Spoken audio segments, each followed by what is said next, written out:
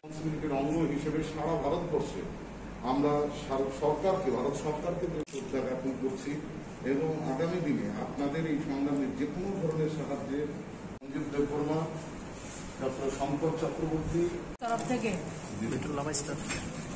GBP হসপিটালে 125টা PP kit ওনারা আমাদেরকে দেওয়ার আগ্রহ প্রকাশ করেছেন। নবরণ ঘোষ মহোদয়, যিনি আগরতলাতে দায়িত্বে রয়েছেন, তো 125টা পিপি কিট আজকে ওনারা আমাদের হসপিটালকে দিয়েছেন। আমি তাদেরকে ধন্যবাদ জানাই, কৃতজ্ঞতা জানাই। বিভিন্ন সংস্থা এবং সবাই মিলে আমরা এই অতিমারিতে আমরা লড়াই করছি, যার মধ্যে আপনারা সাংবাদিক বন্ধুরাও রয়েছেন।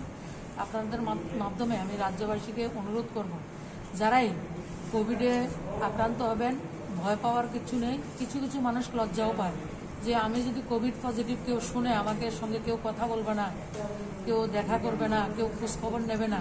কিন্তু আমাদের সরকার সে কোভিড ওয়ার রুম থেকে শুরু করে, এবং আমিও অ্যাজ এ এমপি হিসাবে আমিও একটা ওয়ার রুম হেল্পলাইন আমরা করেছি।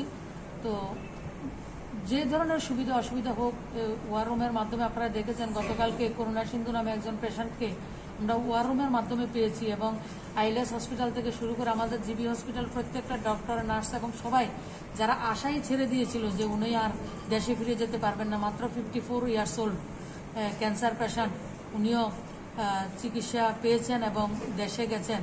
তো আমরা যারাই অসুস্থ হব, নিজেরা ডক্টর না হয়ে আমরা ডাক্তারের সঙ্গে যোগাযোগ করবো এবং হসপিটালে আসব, সময়ে অন টাইমে হসপিটালে আমরা আসব।